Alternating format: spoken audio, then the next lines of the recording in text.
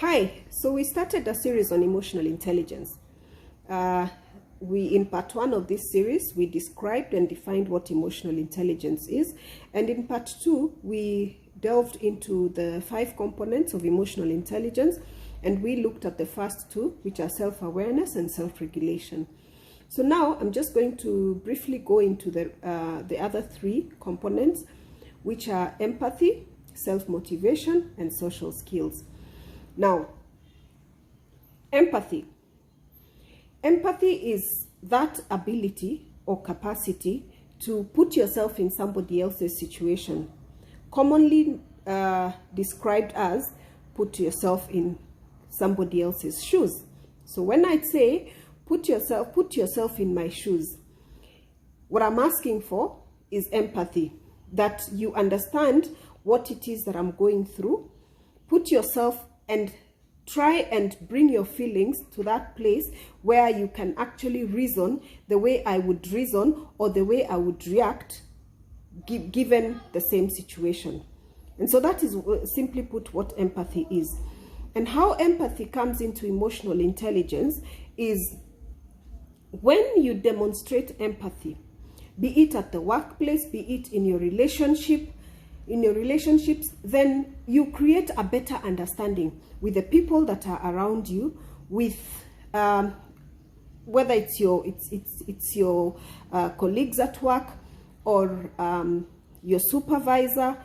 You are able to create meaningful relationships in terms of when you understand why your colleague, for instance, is behaving the way they are behaving, then you're able to communicate better with this person. You're able to, because if you do not put yourself in this person's situation or this person's position, what is likely to happen is somebody comes in, they're in a, well, let's say bad mood, and you notice that this person is snappy, but instead of trying to understand or to, you probably know there's a situation, maybe you know that this person has a small baby at home and they either didn't sleep at night or something like that, and if you don't try to understand where this person is coming from, you will project the wrong emotion. You're also getting the wrong emotion from this person, and what happens is that you end up with a clash of emotions. So what we are saying is try and put yourself in the other person's shoes and then react appropriately or project the right feelings.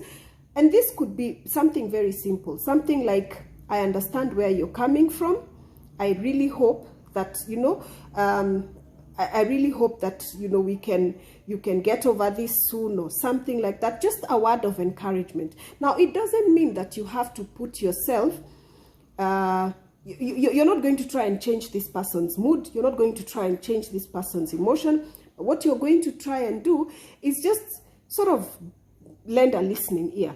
It doesn't mean that you have the solutions, but what it does mean is that this person has the assurance that somebody understands what I'm going through, and somebody understands that I'm about to lose it or that I am going through a difficult time. And then it also creates a good relationship in terms of this person knows that they can either communicate with you or they can be honest with you. If people know that you're not able to display empathy, then they will probably not be real with you. Yeah, so that's how empathy features in emotional intelligence. Then we have social skills. Social skills are simply, the skills that you need to be able to interact with the environment and the people around you.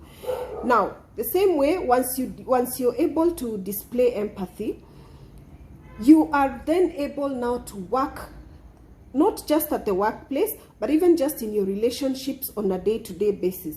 How you relate with your spouse, your children. It's all, like a mix of the skills that, we call them the soft skills that help you in the way you interact with everybody else. Now, social skills are just that, understanding your environment, and then, managing your emotions. And then when you're also able to understand your environment and the people in your environment, you're also able to influence them, not change them, not change people, but you're able to influence them with the positive, let's say positive vibes, because we are hoping once we have developed emotional intelligence, then we are able to exude positive vibes to the people around us. Yeah. So once people feel, the confidence that you exude positive vibes, that this is not the kind of person who will, project negativity, or project all the wrong vibes, that they won't snap at every little thing, then there is trust that is built, and there is understanding, and then your social interactions, because truth is, we all need a form. I mean, we human beings are social beings, and so there is always that element of being able to exist in a social setting, and the best thing is to make it conducive for us. Then the last bit in this is self-motivation. Now, why is self-motivation key when it comes to emotional intelligence? Self-motivation is that ability to be to put yourself in a situation where your emotions are working for you, in pushing you and driving you to achieve your objectives and to achieve your targets. Now, if we are not managing our emotions, if we do not have that, we do not have emotional intelligence, what happens is sometimes life, of course, gives us setbacks. Life, I get frustrated. There are days that I'm not happy in whatever situation that I find myself in. And so when that happens, when I allow these negative setbacks to put me, or rather when I allow the negativity to cloud my mind, then what happens is that ultimately impacts on the way I discharge whatever targets it is that I have. Now, for instance, I have a project that I'm supposed to be working on. I have been wanting to start a project. Now, every time I let that negative voice reign in my head, what happens is I find myself pushing myself back to, some form of procrastination, and I am not able to achieve my set targets and my set goals. And that is why it is so important for us to manage our emotions, so that our emotions exude that drive that we need to push us.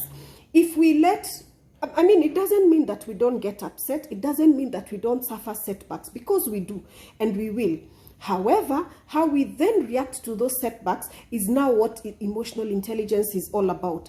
Do we choose to let the setbacks, really set us back and not push us to achieve what it is that we set out to achieve? Because sometimes, a little setback can actually just pull you down totally, and then you are allowed to get lost with whatever setback it is.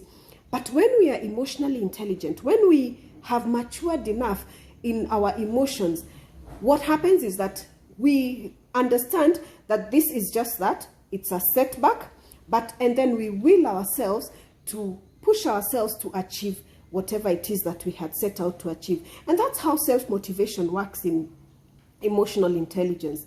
So I believe these 3 points are pretty clear. I will next be talking about how to actually develop emotional intelligence, and then we will take it up from there. So do give me feedback. If there's any question, feel free to get in touch with me. I am happy doing this. It's one of those things that I am, like I said at the beginning of this series, I am really passionate about. So please feel free to get in touch with me, and do have a fantastic week ahead.